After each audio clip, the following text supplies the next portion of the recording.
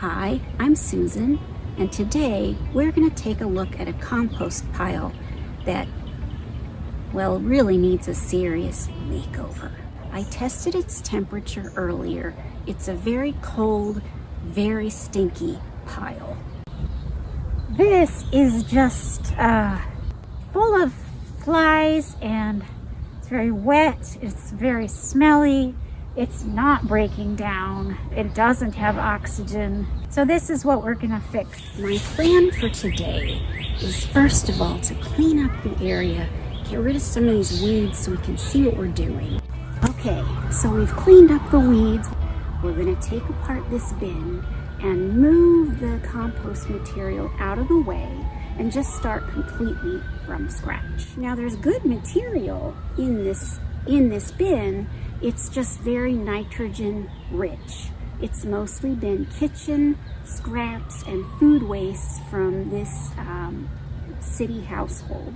So we need to get that ratio fixed. You may have heard that compost has brown and green material mixed up, or even equal parts brown to green. That's not exactly right. The best recipe is 25 to 30 parts carbon-rich material to 1 part nitrogen-rich material. This has been mostly nitrogen-rich material without much carbon at all. That's not to say that there's no carbon in food waste. Coffee grounds, for instance, have about 20 parts carbon to 1 part nitrogen. Food waste in general is about the same as coffee grounds, about 20 parts carbon to 1 part nitrogen. And vegetable scraps have about 25 parts carbon to 1 part nitrogen. But still, that's not nearly enough carbon to get this pile nice and hot. Some of the things that I brought with me today to sort of cut down on that nitrogen and boost the carbon-rich material, I brought shredded paper. This can be well over 100 parts carbon to 1 part nitrogen, depending on what kind of paper it is. I've also brought with me today some dried leaves and some pine needles. The dried leaves are about 60 parts carbon to 1 part nitrogen. The pine needles are about 80 parts carbon to 1 part nitrogen. I wasn't sure how bad this pile was going to be, so I also brought what I call the heavy artillery of carbon. I have here some wood chips. This is actually this has been used in my chicken coop, so it also has some feathers and some manure, so it's a little bit of nitrogen mixed in. But the wood chips are about 400 parts carbon to 1 part nitrogen. I also brought some cardboard with me because it, like the wood chips, is really high in carbon. Its ratio is about 350 parts carbon to 1 part nitrogen. So if you think about it, the overall ratio we're after is 25 to 30 parts carbon to 1 part nitrogen. That's a lot of carbon. So we're gonna really see if we can't boost the ratio in this original pile to get it to where it needs to be so that the microbial activity really heats up and starts to break this pile down.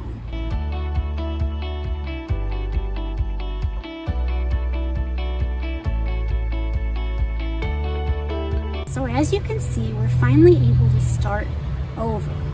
We're going to place the bin back where it was to begin with, and then we're going to line the bottom with some crisscross sticks to kind of help with airflow while it's seated against the ground. So I've put the compost bin back together, and I'm going to add some brown material on top of the sticks. I brought some of this from my own compost bin at home. So I have some kind of unfinished compost, some pine needles, some dried grass, and a little bit of garden soil. I'm just going to mix this all up in a layer and put this over those sticks. So now it's time to start mixing the original kitchen waste with carbon-rich, drier materials like shredded cardboard, wood chips, and some of the other stuff that I brought to absorb some of that moisture and smell and get that microbial action going. As you can see, this was a big job, but it smells a lot better, looks better. We've cut it with a significant amount of brown material that is very high in its carbon to nitrogen ratio. So that will help the whole pile reach hopefully that 25 to 30 carbon to 1 nitrogen. Before it was pretty much lots of stuff on the nitrogen rich side of things and hardly anything on the really carbon rich side. So we fixed that. I usually water the pile, but it is so wet already that I'm just gonna leave it alone. We're gonna put a thermometer in and well, we're gonna see if it's a little warmer than it was when I stuck it in when I first got here and tested this creepy pile.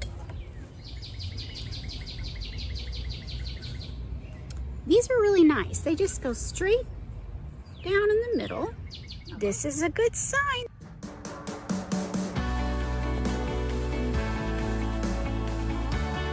I thought it would be interesting to come back the next day and see where things stand. Oh my goodness. That is amazing.